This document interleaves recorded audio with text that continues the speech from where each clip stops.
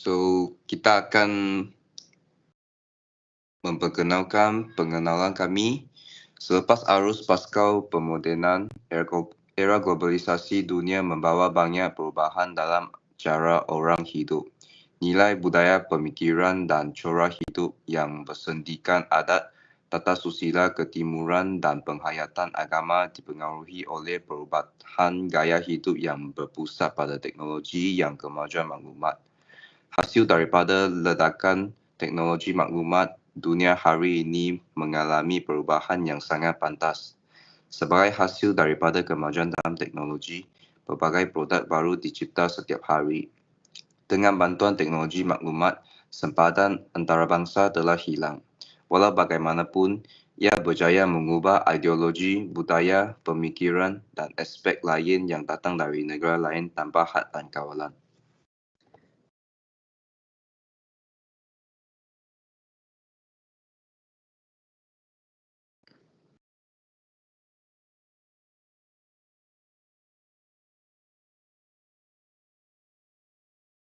Yang ni, 3 isi ini ialah isi kita. Sekarang kita akan memperkenalkan isi pertama. Yang isi pertama, Lokayun.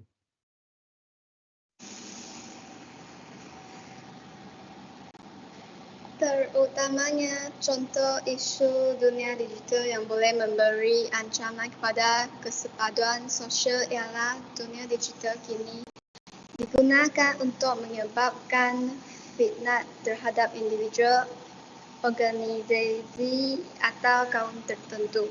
Dengan ini, masyarakat yang kurang pengetahuan terhadap sesuatu isu begitu mudah percaya dengan kandungan atau maklumat yang disebabkan tanpa sebarang lapisan. Oleh yang demikian, Islam amat melarang penganutnya mempersendahkan agama lain. Sebagai contoh, selepas pilihan raya umum ke-15, pengguna media sosial mencipta kandungan yang menimbulkan kemarahan orang ramai mengenai tragedi 13 Mei 1969. Majlis gerakan dengan 143 orang Cina, 25 orang Melayu dan 28 yang lain di lain-lain kategori. Tidak seharusnya tragedi 13 Mei 1949 atau peristiwa lain yang melibatkan pergaduhan antara kaum digunakan sebagai alasan untuk mencetuskan tindakan provokatif. Selain itu, contoh isu dunia digital yang boleh memberi ancaman kepada kesepaduan sosial adalah memberi kesan negatif dalam perkembangan mental dan fizikal manusia kerana semua orang boleh melawati tapak web yang tidak bermoral dan tidak berfaedah. Ketergantungan pada laman web negatif menyebabkan kehilangan madra nilai, kepribadian, isu perundangan, hubungan interpersonal dan perbaziran wang dan masa. Laman web ujar yang mudah diakses oleh sesiapa sahaja, termasuk kanak-kanak, remaja dan orang dewasa, mengubah nilai dan gaya hidup mereka. Larangan agama terhadap perlakuan yang boleh menghampiri zina tidak boleh menghalang remaja dan golongan dewasa daripada melakukan perkara yang tidak baik.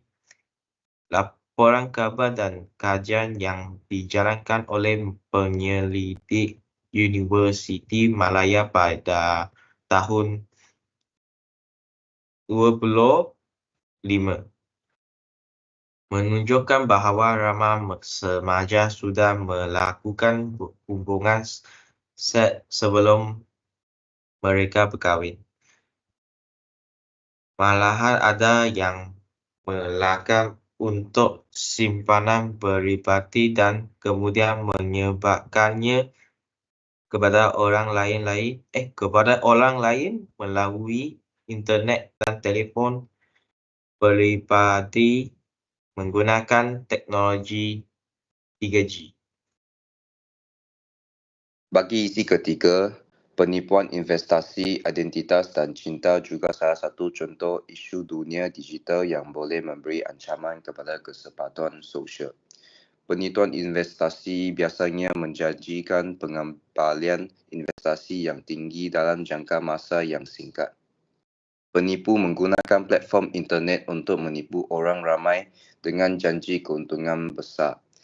Walau bagaimanapun, setelah yang diberikan kepada mereka, ia hilang atau tidak dapat diakses.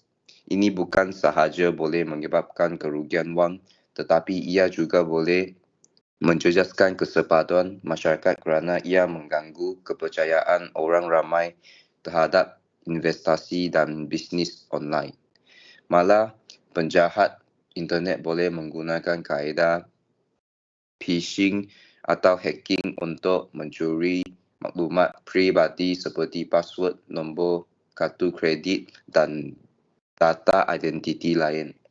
Kemudian, mereka boleh menggunakan maklumat ini untuk melakukan penipuan identiti seperti pembelian haram, pembukaan rekening palsu atau bahkan melakukan aktiviti haram lain. Hal ini boleh menyebabkan orang tidak percaya satu sama lain dan merosakkan kesatuan sosial.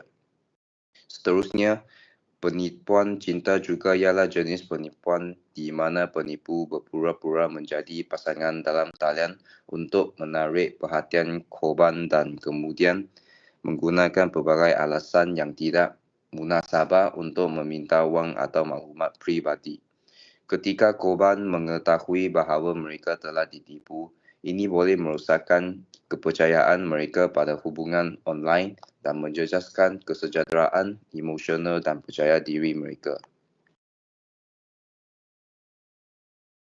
Yang penutup, sebagai sebuah negara yang stabil dan aman, Malaysia mesti menyediakan rakyatnya dengan piawaian moral yang tinggi untuk berfungsi dalam dunia maya yang penuh dengan cabaran dan tuangan.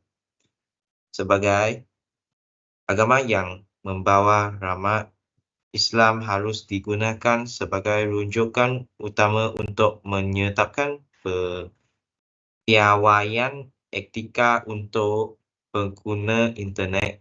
Ini sesuai dengan ciri-ciri Islam yang membawa transformasi besar dalam bidang sosial, ekonomi dan lain-lain.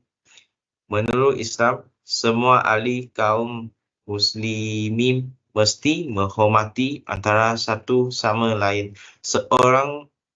Seseorang mesti menjaga kehormatan diri, kawan, nama dan kebaikannya dengan ahas. Terima kasih.